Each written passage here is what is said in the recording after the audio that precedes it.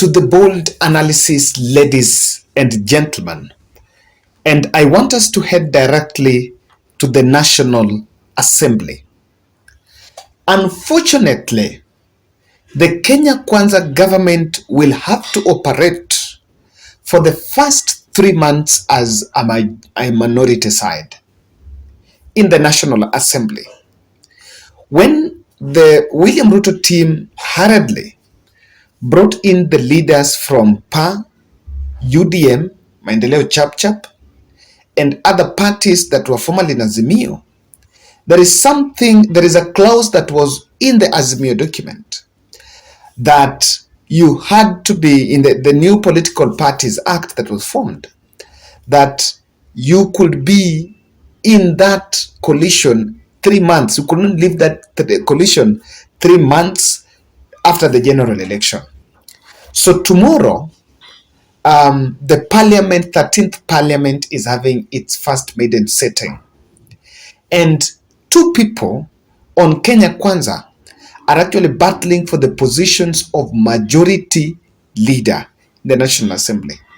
That is Kimani Ichungwa and Eden Duale. So, of course, we'll find out who will be. And according to the Constitution, the leader of majority is not necessarily supposed to be from the ruling party, but is from the party with majority seats in the National Assembly.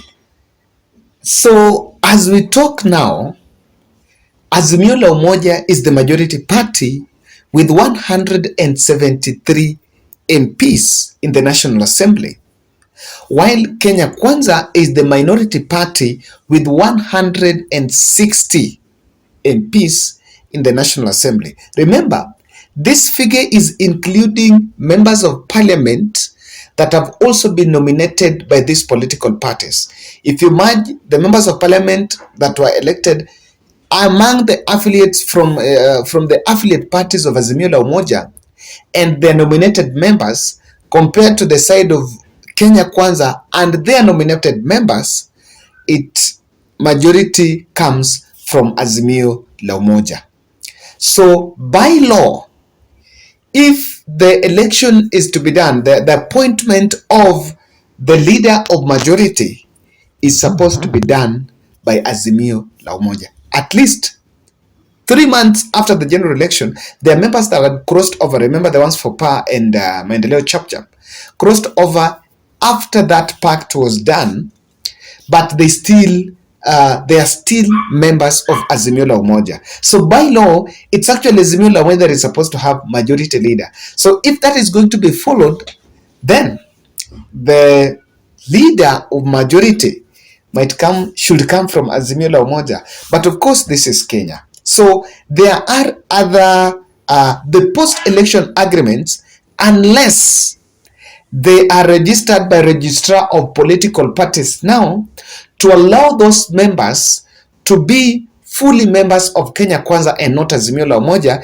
It is only on that ground that Kenya Kwanza will have the leader of majority.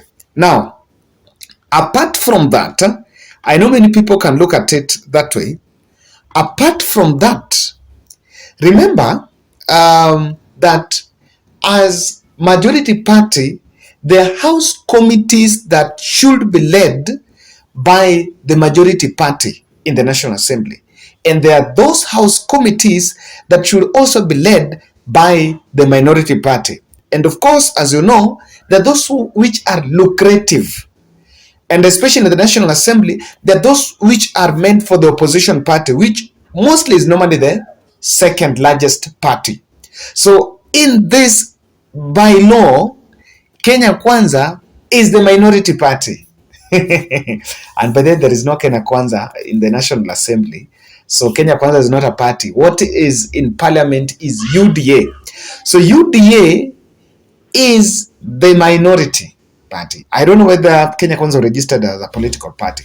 I don't think it was registered as a political party. So in National Assembly, unless Kenya Kwanza is registered as a political party, then it then includes the post-election agreements. They will have to produce that opportunity. But if that is not, then they'll have to take the humble pie and the humble pie is for them to be on the minority side. This has some very interesting twists because someone can go to court, and from the very first month of litigation, William Ruto team might start the government operation by heading to court. But then as we look at that, this is a setback because Kimani Ichungwa is actually the one that is poised to take up that position. And also another contender in that position is Aden Duale. Remember, the speaker is going to Luhya, where they have settled on Moses Wetangula. The deputy president is coming from Central. They have settled on Rigathi Gachagua. And of course, it means also that minority seat is also heading there because Kimani Ichungwa is really eyeing that seat. So tomorrow it will be a very interesting. It will be interesting as we look on how this will go. You should expect a lot of friendly fires in the National Assembly because it seems one person needs the other. Now, what does this situation pose to the government of the day, or what does this situation create? What does this bring in the National Assembly? Number one, some of those members of parliament that crossed over to UDA by virtue of saying that, of course, they were heading to majority, and in fact, I said some of those members of parliament were just I don't want to say nervous or short-sighted, because let's just face it this way: you are from UDM, then you cross over to Kenya Kwanza, and maybe William Ruto registers that Kenya Kwanza as a political party, then it forms the majority party. Then tell me, if the parliamentary privileges that you are supposed to gain, or maybe heads of committees that you're supposed to take, can you be given those opportunities while you did campaign for William Ruto? It will most probably go to UDA members of parliament and ANC and Ford Kenya. So you rather remain even in Azimio, where you can get minority seats, or rather the house committees that are supposed to be enjoyed, the privileges that are supposed to be enjoyed by the members of parliament on the minority side. So this will be an interesting one because some of those affiliate parties legally are in Azimio la Umoja. So do you know what this can pose is this? You will see some of those post-election deals between the president-elect and the other members of parliament from other parties individually crossing over and going back to Azimio la Umoja to take up those privileges, even though those privileges can be short-lived, because in the fullness of time, after 3 months, then they can cross over fully legally to Kenya Kwanza, and then maybe if majority leader is coming from ODM or from the Azimio la Umoja side, they impeach that majority leader and take up that position, and it will be one that we see. Remember, that is someone that is majority leader is appointed by the party. Is appointed by the party before that is taken to the floor of the House. Now, what another interesting look is Ruto's cabinet vetting. Now, they are members of these House committees that will be vetting the government, the parliamentary, the cabinet. It will not fully be just on the other side of minority. Now, if you compare this to President Uhuru Kenyatta in 2013-2017, actually President Uhuru Kenyatta's party, Jubilee Party, had the majority. So it was very easy. What this will possess is there is going to be a lot of scrutiny into this, and you may be shocked that some names might come, be taken back, and some might be rejected, because this is going to give William Ruto a slow start. But then, to make sure that they set the face of government in the National Assembly, I see Kenya Kwanza refraining from controversial or highly controversial legislative policies that can spark reactions in the floor of House, because they might go to just streamline the activities of the government using